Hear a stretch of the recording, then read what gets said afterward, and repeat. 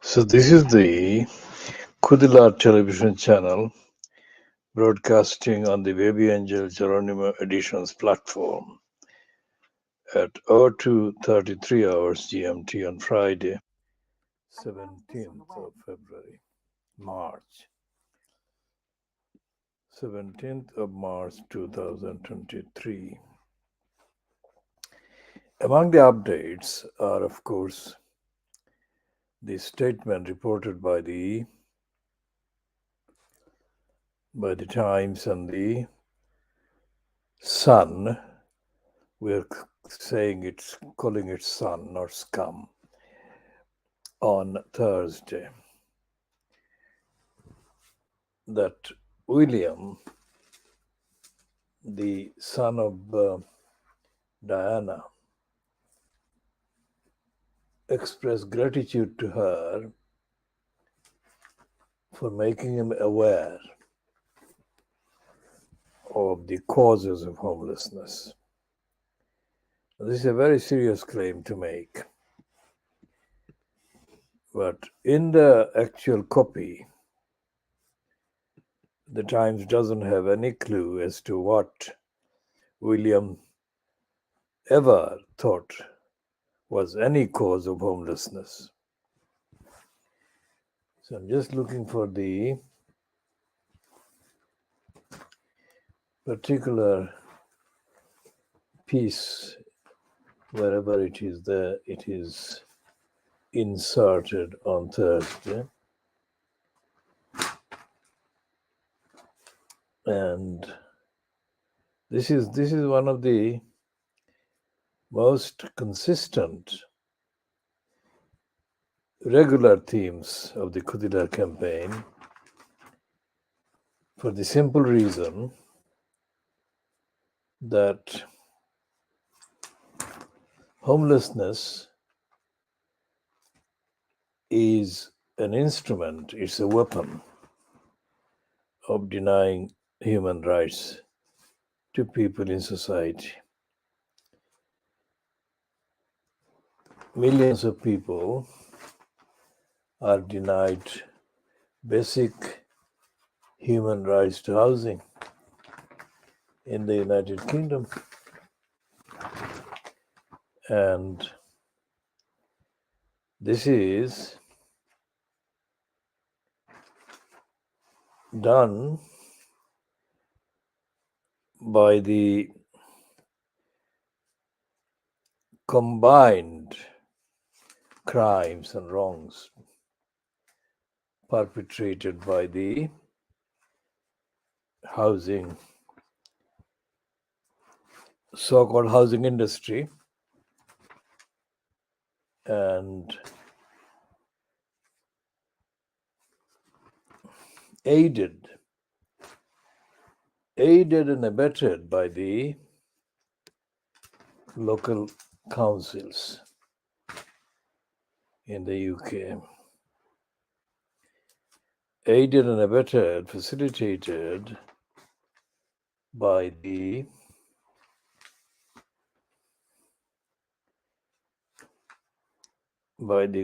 corrupt, dysfunctioning, dishonestly operated English, British judiciary.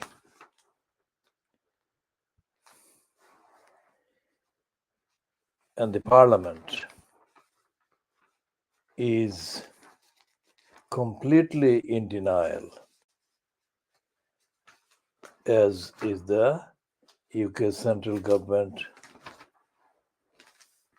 bureaucracy at every stage. And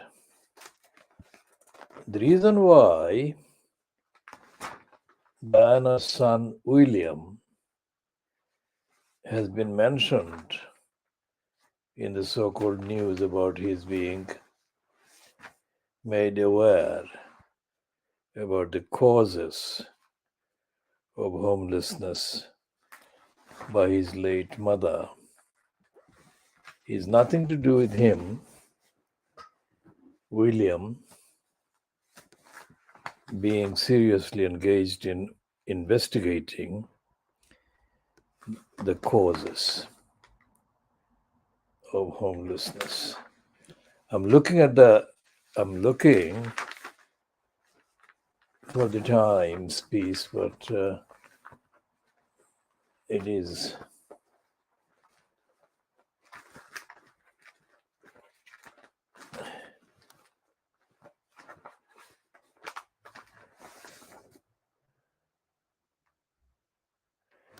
not proving accessible, and I think that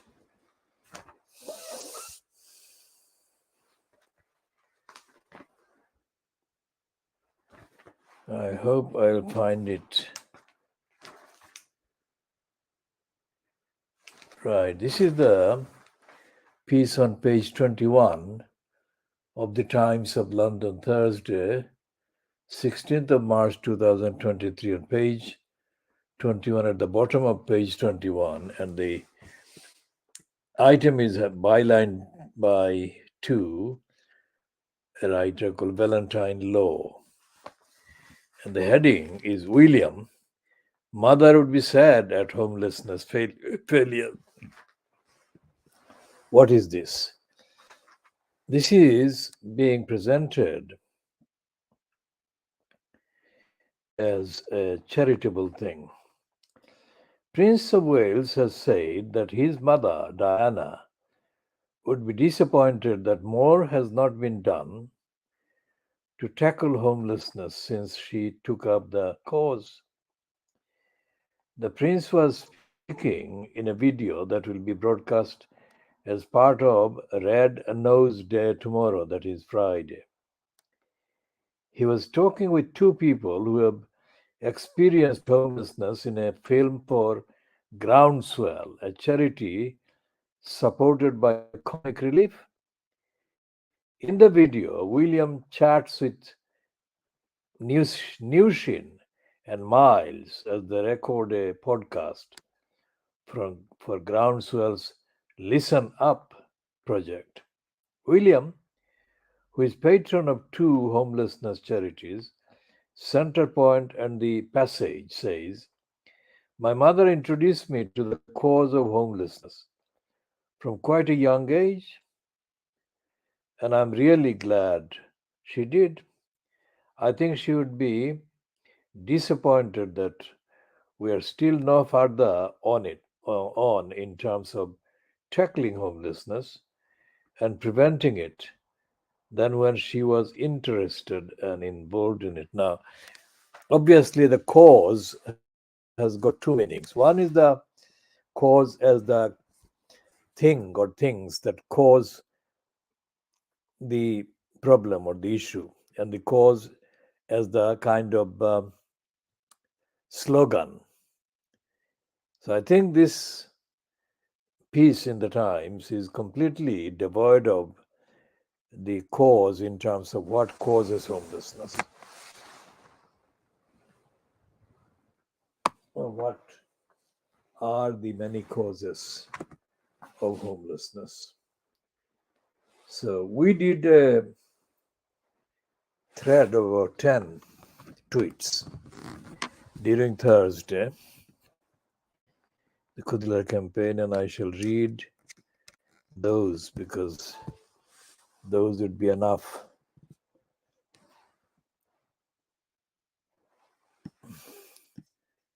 as an introduction to our analysis of this empty piece.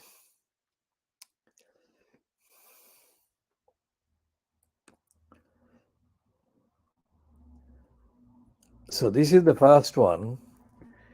Diana told her son William about homelessness, says Thursday's The Times, London.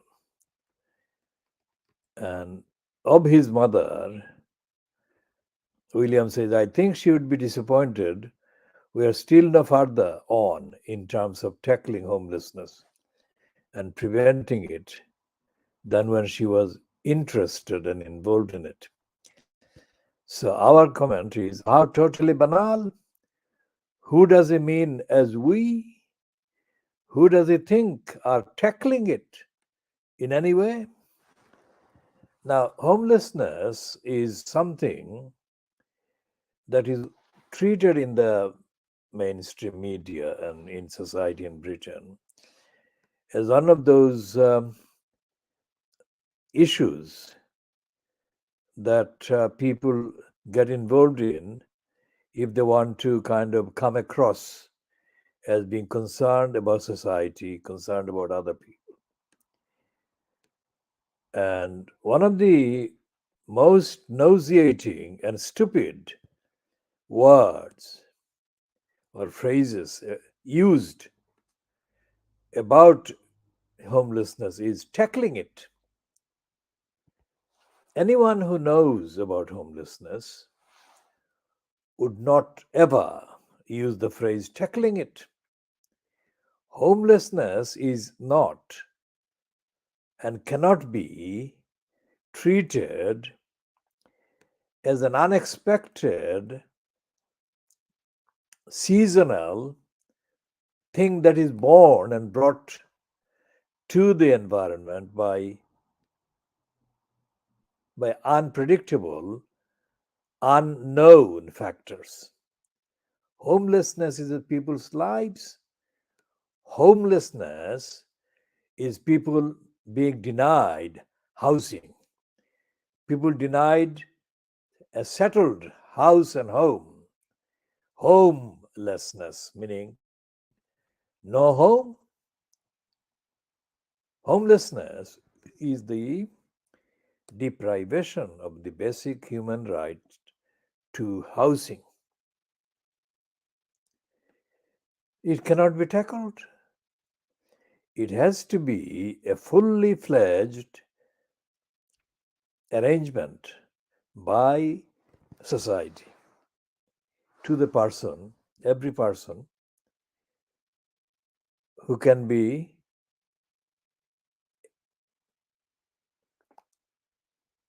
furnished with all the necessities of living. Anyone who is homeless is being treated as being lifeless, rightless. And when he says that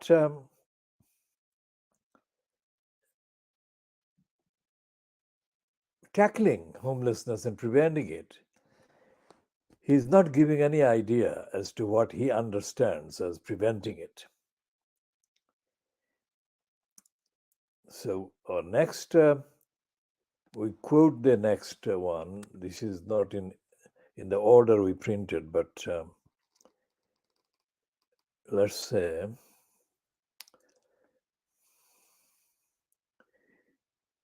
so our question was, is William criticizing King Brian for exhibiting serial propensities for wrongdoing by staging evictions? First the bogus eviction of Andrew, and then the less bogus evictions of Harry and Meghan from Frogmore. And then we say, perhaps the new crime of revenge eviction, that is, revenge eviction is being given a reality by King Brian evicting Meghan and Harry from Frogmore. Perhaps the new crime of revenge eviction needs to be added to the list of intentionally created homelessness.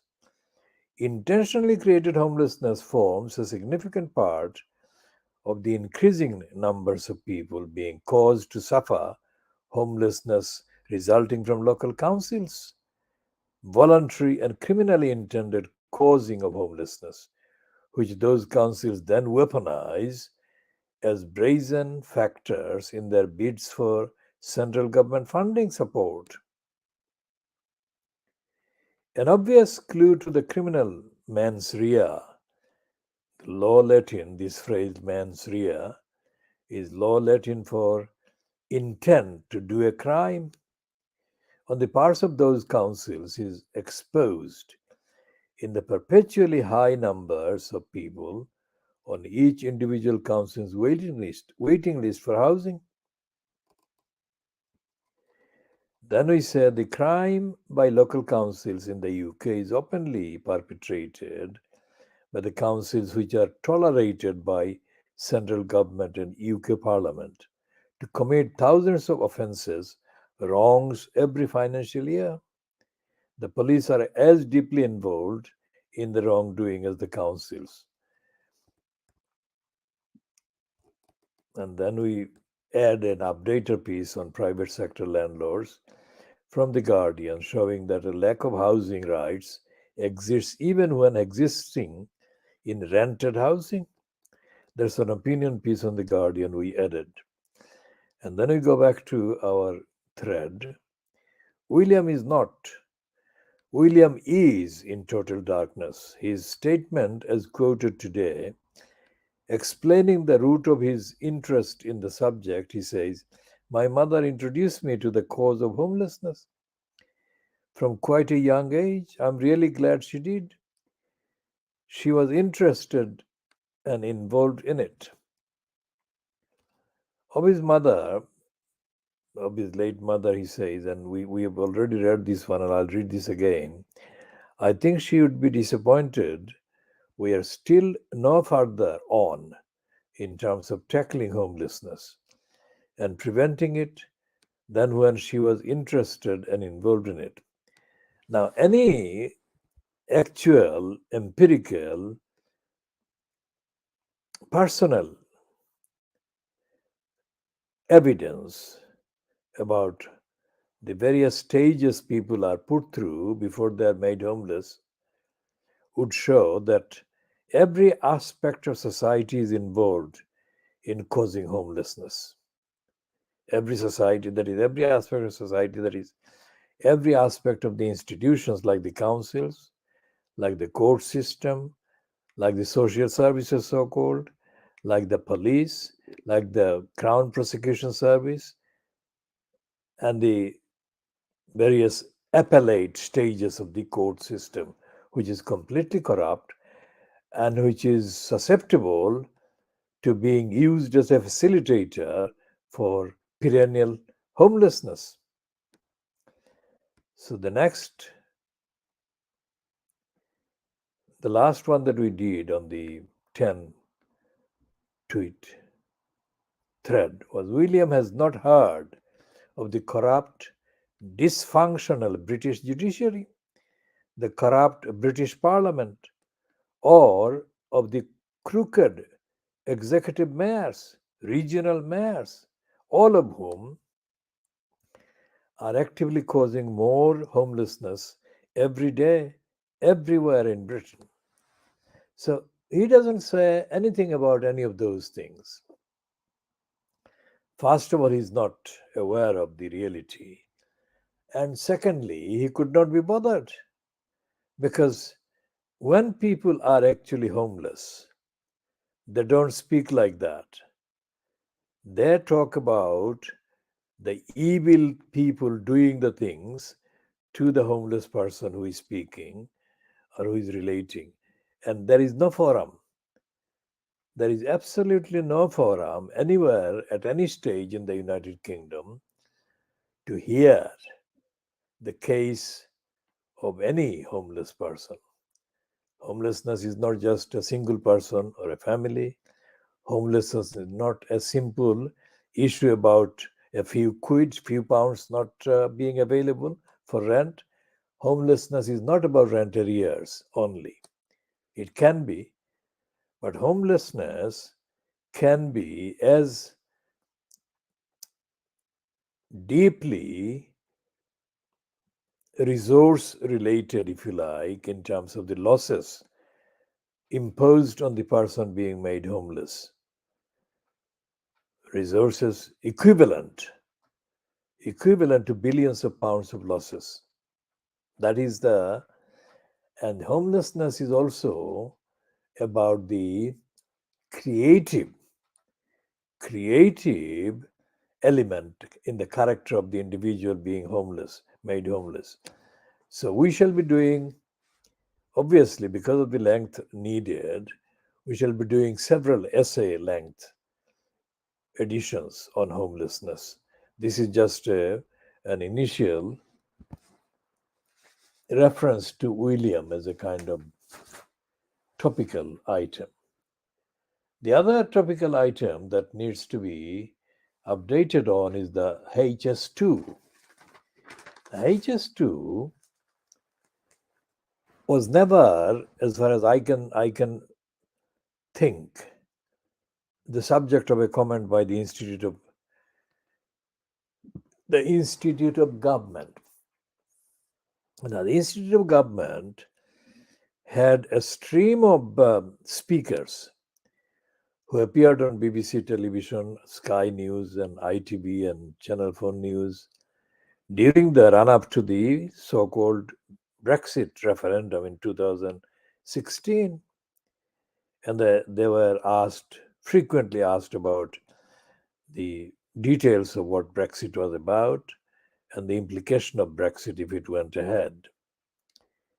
Now, these people never have come across as being concerned about homelessness, and most certainly never ever have come across about rights to housing.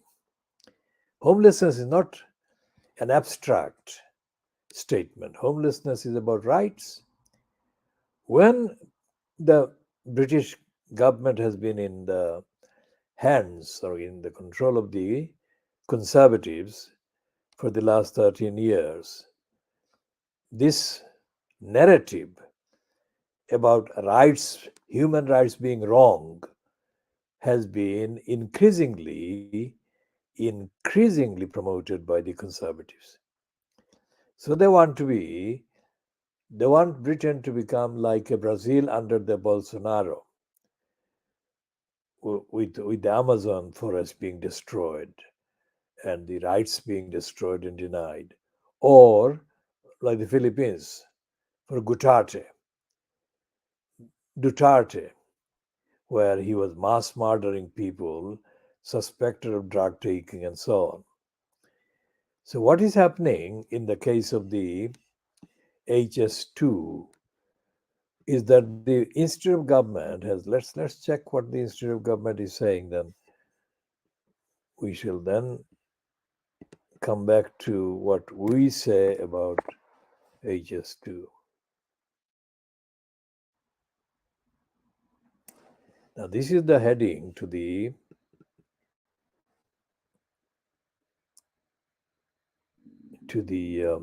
Institute for Government, not of Government, and its slogan gives the game away. It says, working to make government more effective. Now, that is not the right slogan. It should be working to make government more accountable, more answerable.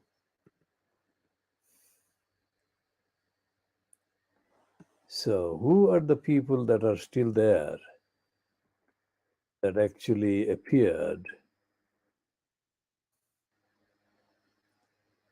on the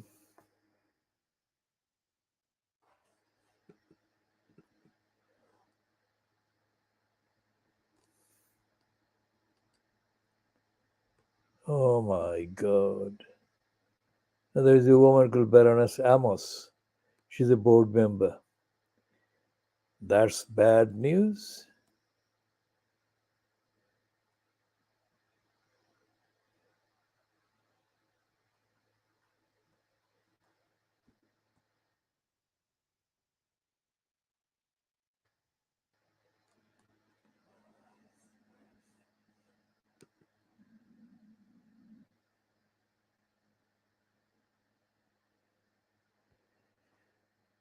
These are people that are completely, absolutely not to be treated as reliable. These are plastic individuals.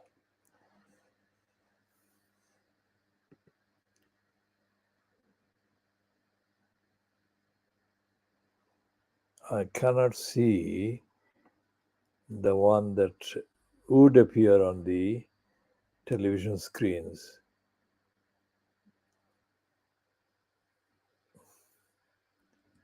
During the Brexit referendum.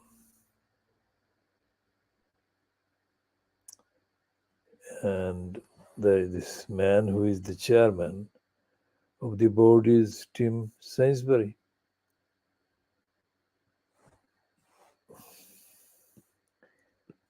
The problem with the Institute for Government is the same as the problem is with the so-called housing charity, homeless charity shelter. And as I have said quite a few times, the latest direct encounter I had with anyone linked with shelter was in the mid 1980s at an event, a meeting that took place about some social issues at the church in the off Fleet Street.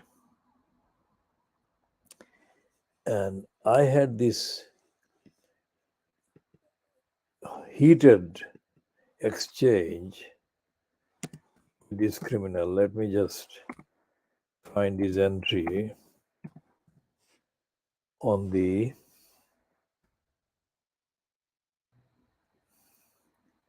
so this racist cunt, Des Wilson, was born on the 5th of March 1941, is a New Zealand born British campaigner. He is not a fucking campaigner. Political activist, businessman, sports administrator, author, and poker player. Now, he's in the first paragraph on the entry. He was one of the founders of the British homelessness charity shelter and was for a while an activist in and president of the British Liberal Party.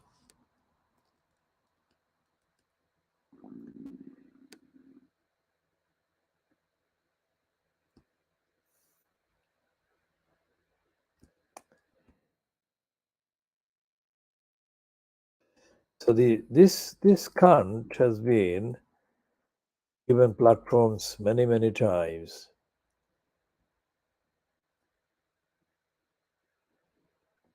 And when he said whatever he said, and I stood up and I asked him a factual question, the very first response or reaction from this racist cunt was, I helped your people. Now, the fucking racist cunt had no idea what he was talking about. He never helped my people. In any case, my people, contrary to his racist stupidity, are not confined to a family or a group of people. My people exceed several billion people on the face of the earth. People who need justice, people who need rights, for whom I have been campaigning all my life. And this racist cunt immediately assumed that I didn't look pale-skinned Western European, so he must have helped my people. How the fuck? Now, this is the kind of problems that William would never have known. So I don't remember what I said exactly in reply to him, but I told him in no uncertain terms that he was being stupid, he was being racist, and all the rest of it. Now, amazingly enough, as if I had not given enough evidence of Des Wilson's fucking racist stupidity,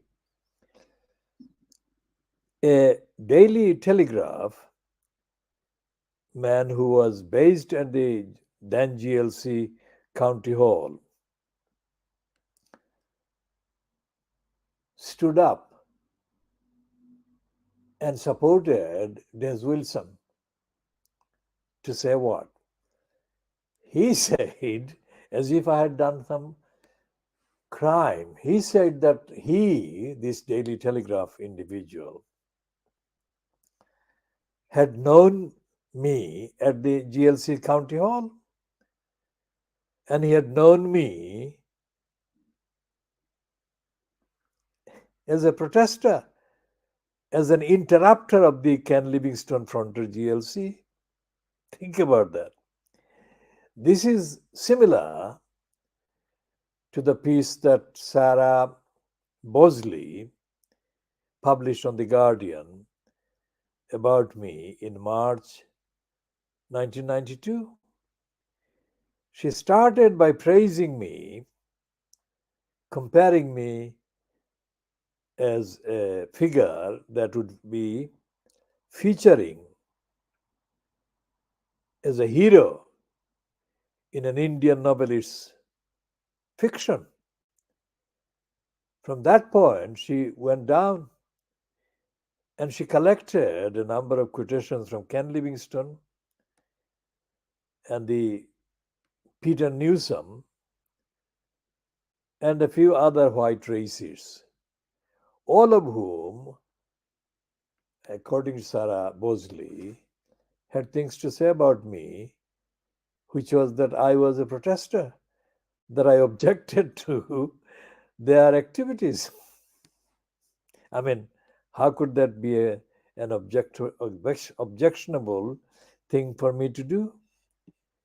So there is this pattern. There is a piece in the Sunday Telegraph published in 1992 as well, byline to Peter Porter.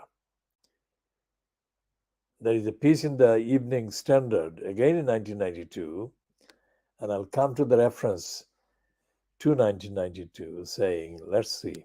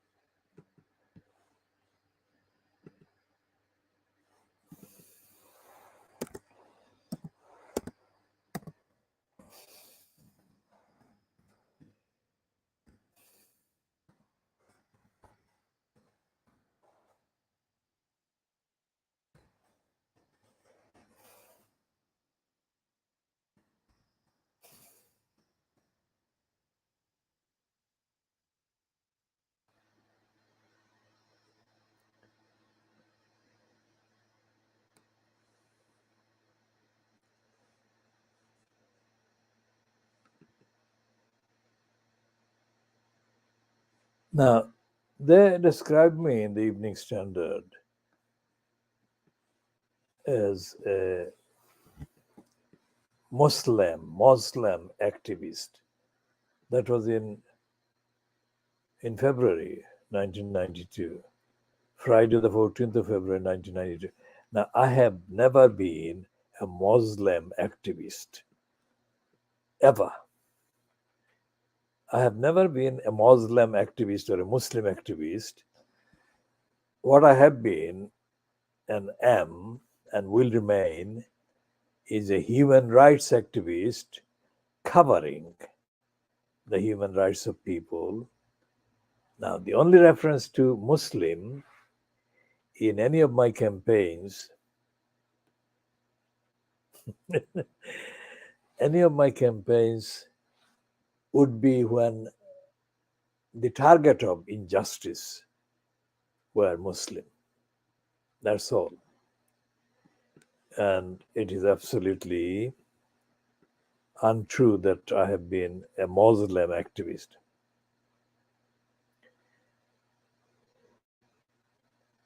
And then they say that I'm a former Bengali political journalist. And in February 1992, they give my age as 42. And they wrongly say that I quit Pakistan in 1973. Now, for fuck's sake,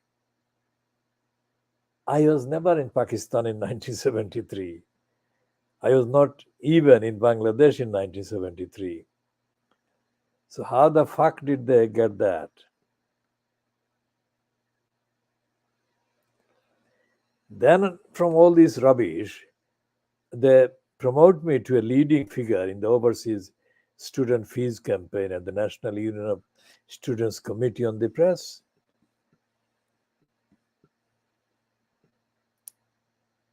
And there is another piece from the 13th of February, that was Thursday, 13th of February 1992, when they ran a piece about me, headed Militant Black Hijacks School Row over Race. Now, one day I'm a militant black, and the next day I'm a militant Muslim. They can't make up their mind, can they?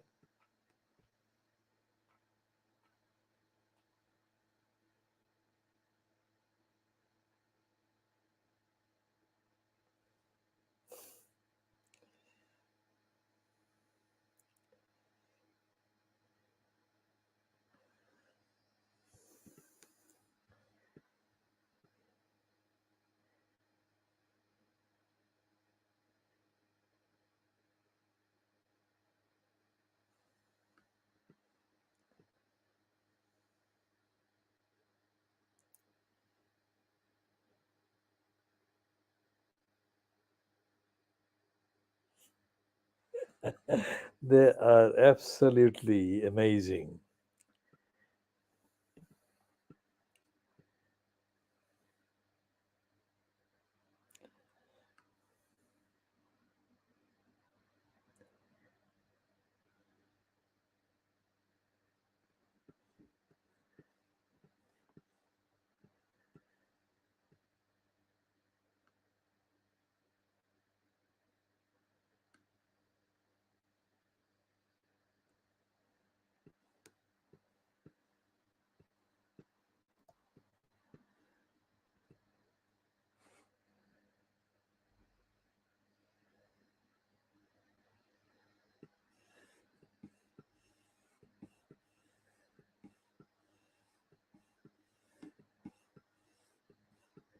So, what the what the what the piece in the Evening Standard actually contains is a hodgepodge of things, but they do mention a few of the organizations that I was involved in at that time, as they could find. They refer to SART, Campaign for Educational Rights in Hamlets. Now, SART is the campaign that later, that was 1992, but I campaigned under the SART banner when I campaigned for the retention of the Dainford School for Boys and its structure as a boys only school.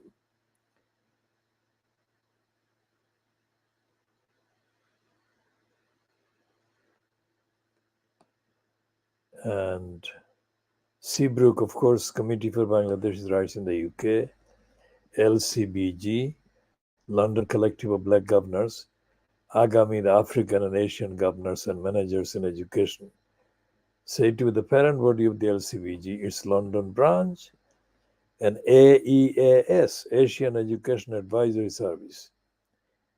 So these are things that only form part of small part, if you like, or parts of the literally thousands of projects that I'm involved in, I have been involved in.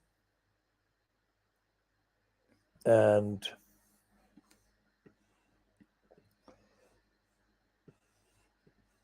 the number of organizations that are literally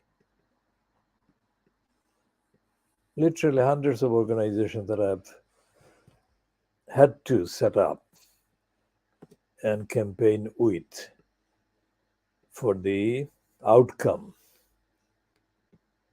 that people I campaign for deserve and need. Now, Sarah Bosley is no longer at the Guardian. She has left the Guardian, or her services have been dispensed to it. Before she did that, she was in the post as health editor of the Guardian. Now, what she did was she completely wrote a completely discriminatory, ignorant, racist, and corrupt piece. Now, what she didn't understand when she did that was that to any objective observer, any objective reader, contextually reading that piece, it would become clear that she had an agenda to depict me as in the most negative way that she could. Let's read some of it.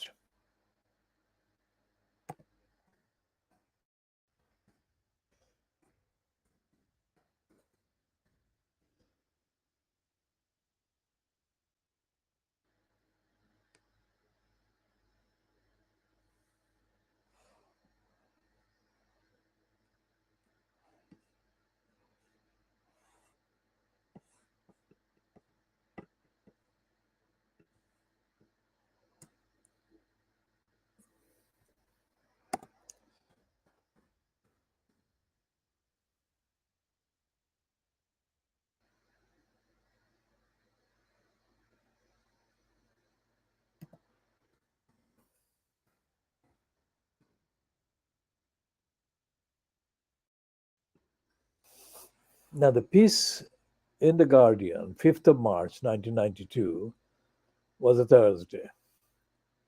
And it's headed The Angry Messiah of E1.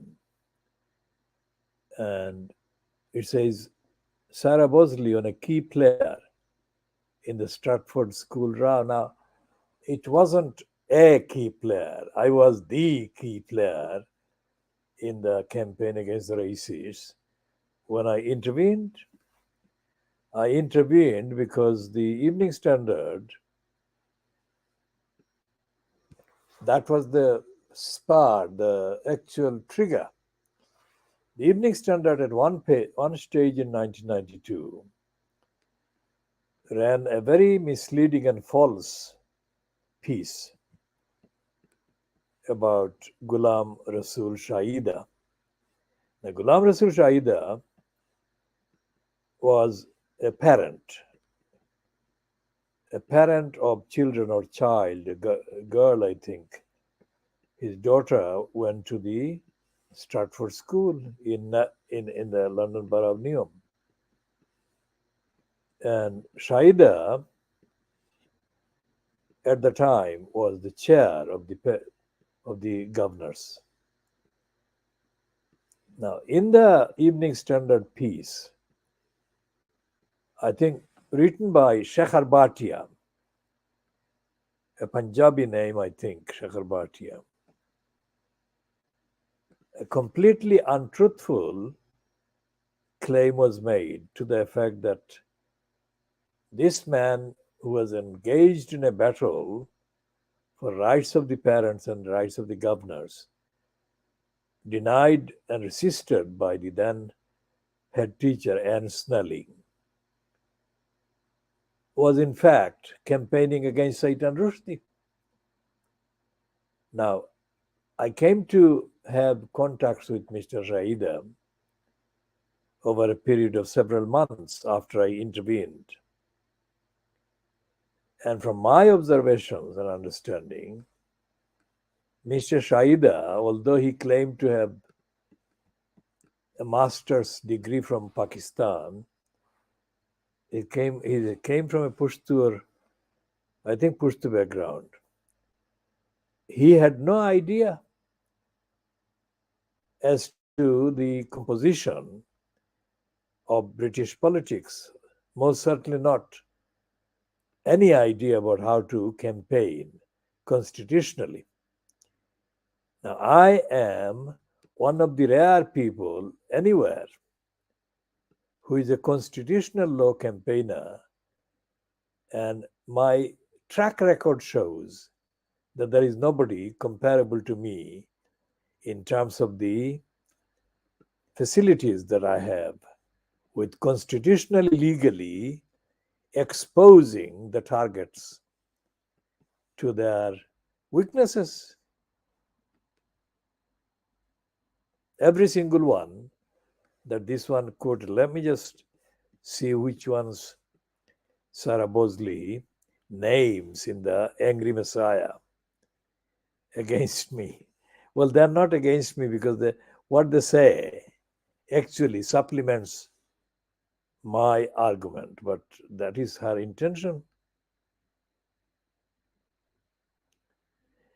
Now, Peter Newsom boasted. Peter Newsom boasted, but he was lying at the time because he was banning me from attending the press conferences that he organized as the chair of the Commission for Racist Enslavement, CRE. And he's saying here, he's boasting, he's the only person I have ever banned from the CRE. Sir Peter said, I refused him access with the whole agreement of all the black staff because he didn't know how to behave himself. What I didn't know was to not allow the mental slaves and coconuts that Peter Newsom was served by. I didn't allow them to think that they were doing the anti-racist work by serving the agenda of a racist Peter Newsom. That's what I said. That's not my not behaving myself. Now, then he goes on. He tries to disrupt business by a fairly. I mean, this is hilarious, isn't it? Peter Newsom says about me that I try to disrupt business. I can't stop laughing about this even now. 30, 31 years later. He tries to disrupt business by a fairly simple. I mean, this is hilarious. I never did that, but that is how he put it. He tries to disrupt business.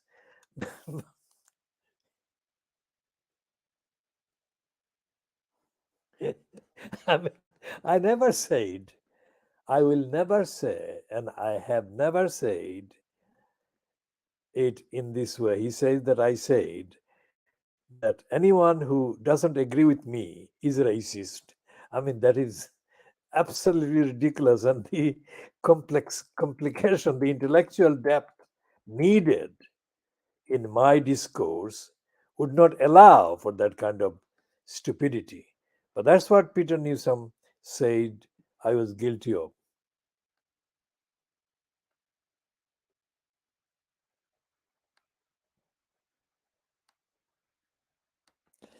And then Livingstone says that I never persuaded anybody in the GLC ethnic minorities unit or anybody in any of the ethnic groups or ethnic newspapers to support me in my complaints against the GLC. Now, why would I?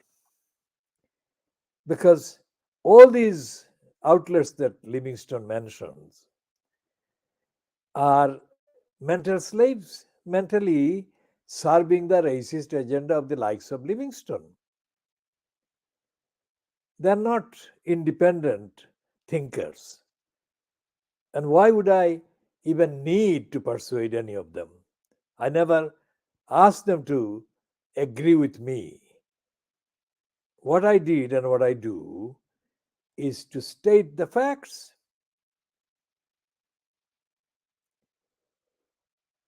Then he said he had no support whatever then, which is why we could ignore him.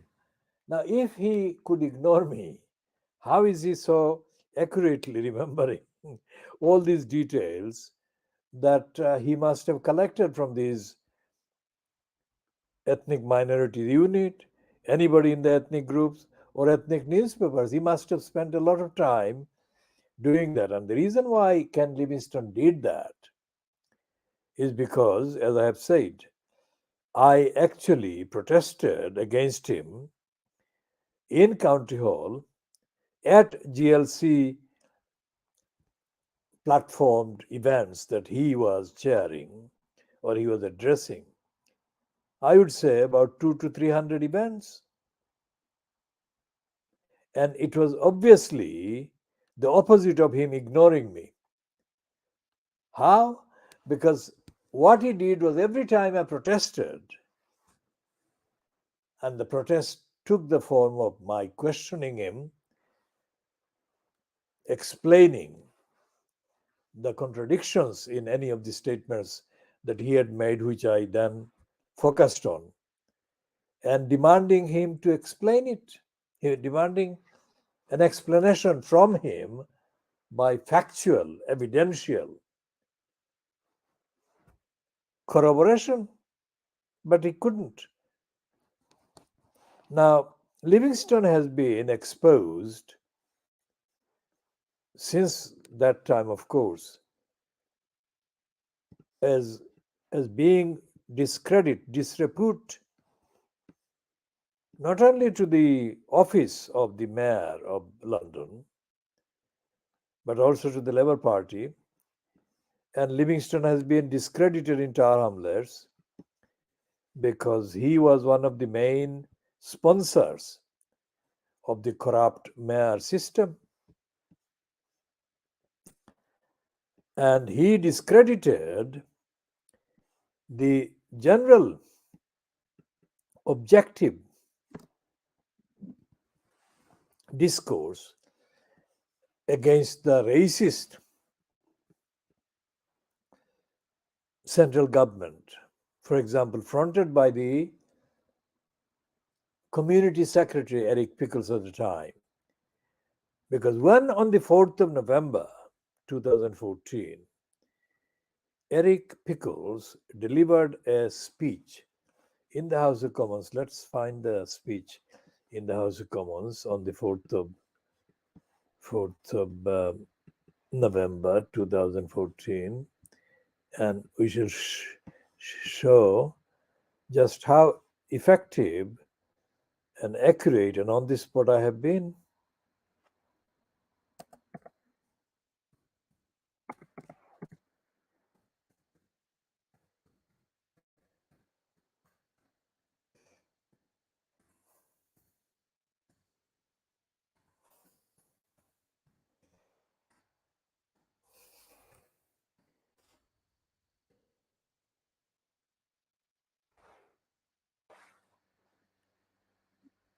Now, the Guardian headline is absolutely wrong. Not that one that Sarah Bosley wrote against me, but this is the one. This article is 8 years old, more than 8 years old.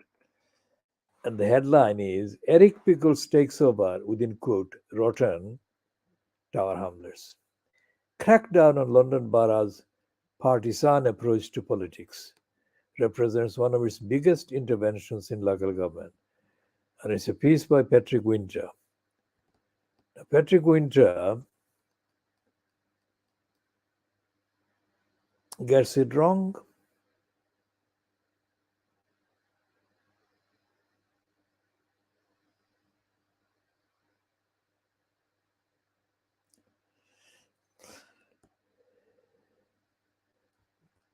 So, what I'm looking for is the main thrust of this piece about Pickles' action against our homeless. The community secretary, Eric Pickles, is to take over the administration of Tower Hamlets Council in East London for 2 years after an inquiry commissioned by his department found evidence of crony culture in which grants and properties were handed to favored groups and proper procedures were ignored. Now, nobody has made any substantial allegation concerning any of my campaigns in any shape or form abusing or misusing funds. Secondly, I never sought any funds from anybody. And the only person that I think the private lie mentioned as having contributed to my campaigns was misrepresented in the private lie description. Because that person, if I made a claim against that person would pay me handsomely for the rest of their lives and beyond. But I never made a claim against that person. So, the community secretary is to take over administration of Tower Hamlets Council. That is a completely false statement by Patrick Winter. And Pickles told the Commons that Rahman had dispersed public money like a medieval monarch and oversaw an administration that was at best dysfunctional, at worst riddled with cronyism and corruption. Then he said, grants were distributed without rationale, clear objectives, monitoring or transparency. Now, there are so many things wrong with that summary that again we need to do a particular essay length edition to update on that series of inaccuracies. So what we shall be doing will be coming to an end to this particular edition when it is 1 hour in length, and then we shall continue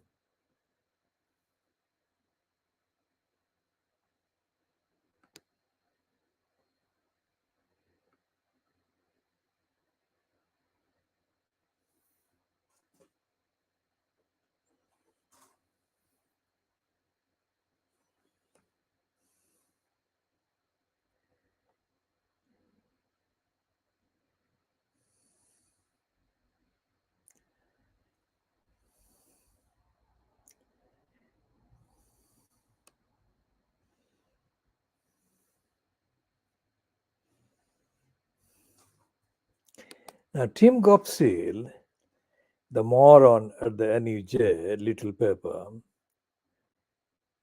is obviously included by Sarah Bosley in the Guardian hatchet piece on me.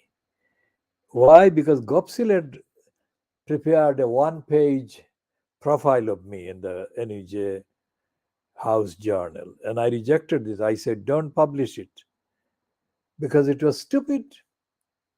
I would rather not have a stupid piece about me written than published. So Gopsil couldn't actually get me to agree with his idiocy and stupidity. So he said that I had credibility that I didn't have before. Well, I never had any credibility approved by the racists, by the liars, by the criminals that I campaign against, obviously. And everything I have said in Tower Hamlets in relation to the overall community in Tower Hamlets, or the Bangladeshis in Tower Hamlets, or the Bangladeshis in the United Kingdom has been vindicated and It continues to be vindicated because I tell only the truth. And all the campaigns I've done are unique. Nobody else does those campaigns, can do those campaigns, will ever do those campaigns. And without those campaigns, the community is completely without identity, without radar, without any direction, without any morality, without any ethics. So, this is the piece that Sarah Bosley published on the 5th of March in The Guardian, 1992. So we shall bring an end to this one 1 hour.